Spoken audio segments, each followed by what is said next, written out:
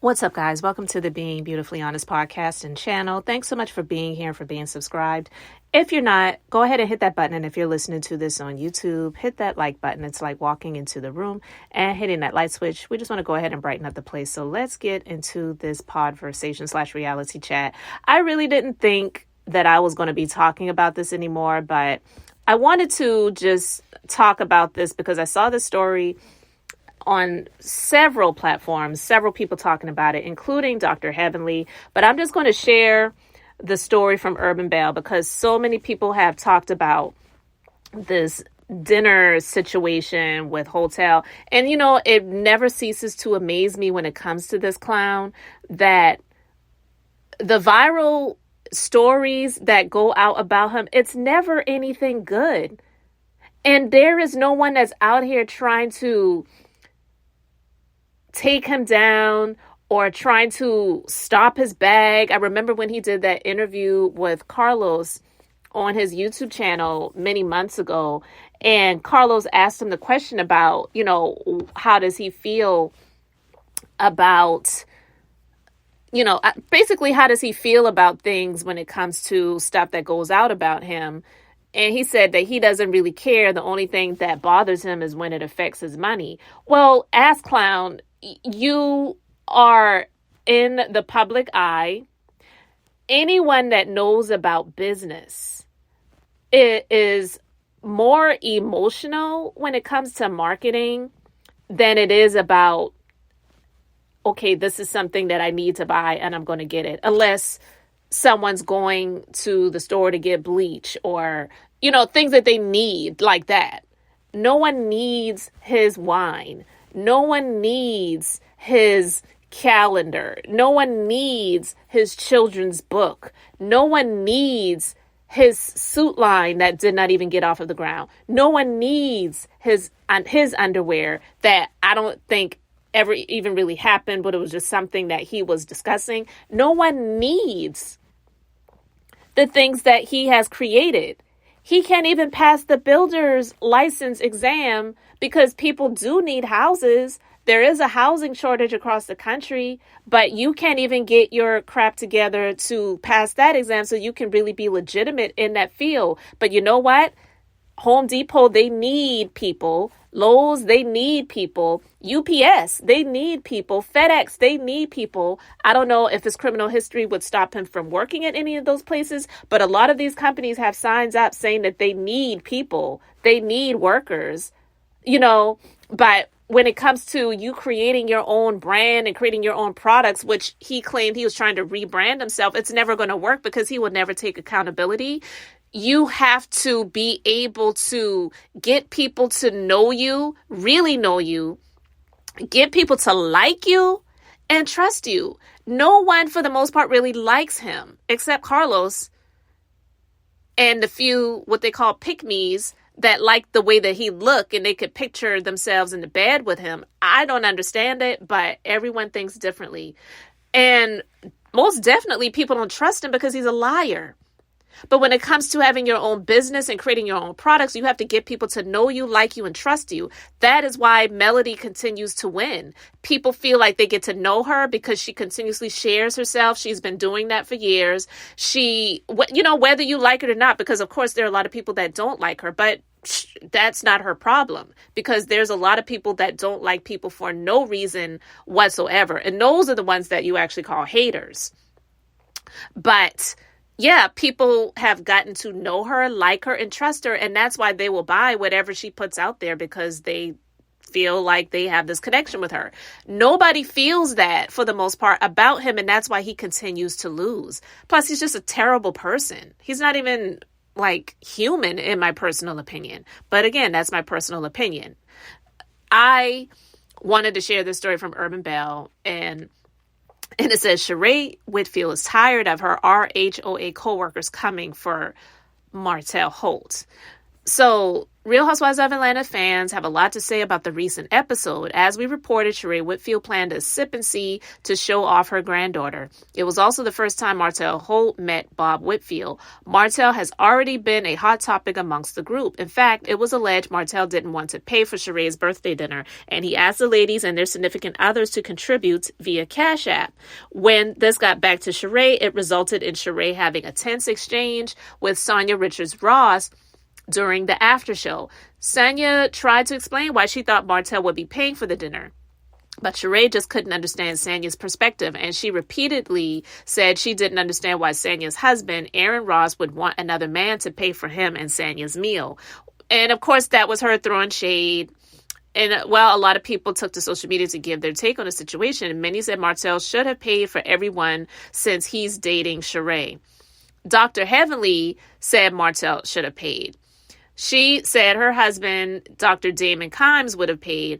And on YouTube, she said, if Dr. Damon calls you up and says, I'm having a birthday dinner for my wife, do you freaking think Dr. Damon ain't going to pay? I don't know what y'all thinking, and y'all saying the women think they're privileged and all of that. The caliber of the women I deal with, people fighting over the check. When I go to dinner with Dr. Jackie, it's no, I got it.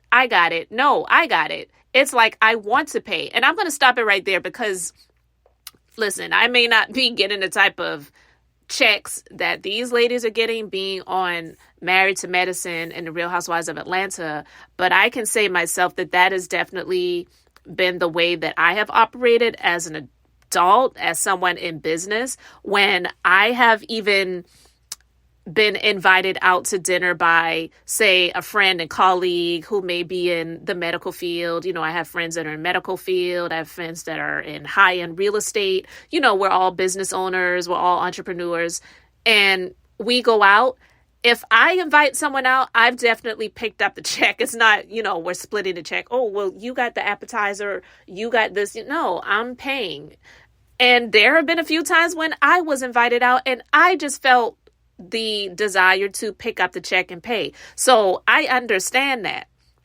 So she continued, I don't understand it. I don't know. Was it 50 people? Was it 10 people? Was it 5 people? Was it a whole lot of money? Because honestly, if my man calls you up, he should pay. And so this ass clown, Martell, responded to Heavenly on Instagram. He also threw a little shade. And this is the thing that pisses people off about him. He's always coming for women.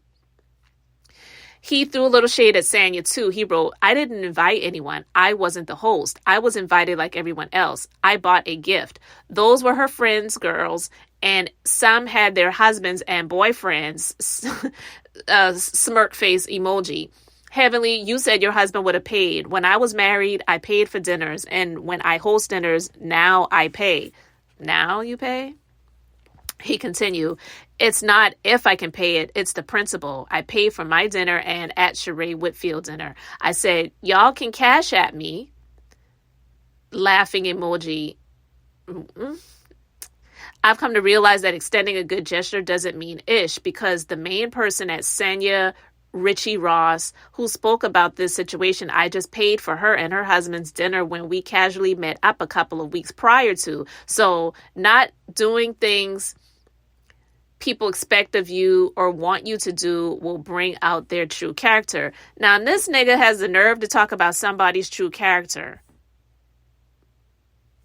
Because the thing that doesn't make sense to me, and you can let me know your thoughts in the comment section below, because I've heard a number of different people say, well, I agree with him. Why would I be paying for everyone's meal if it's not something that I was hosting?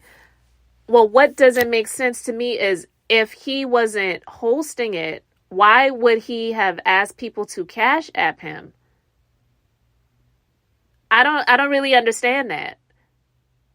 And these people have money, so trust and believe. With him trying to throw shade to make it seem like they couldn't pay for the meals, like saying, well, when we met up a few weeks ago, I paid for her and her husband's meal. As if that even has anything to do with the subject at hand.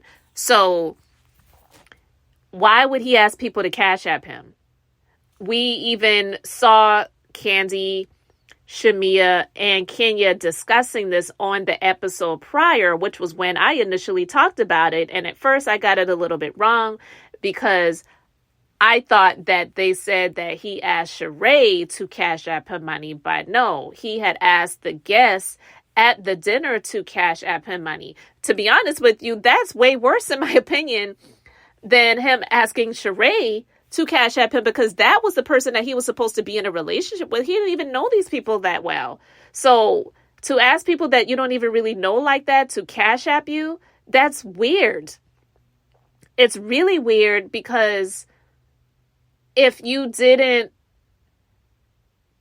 if you did not invite these people out, if this was not something that you were hosting and you were invited just like everyone else, then why weren't these people aware of that? Because most people that are invited to something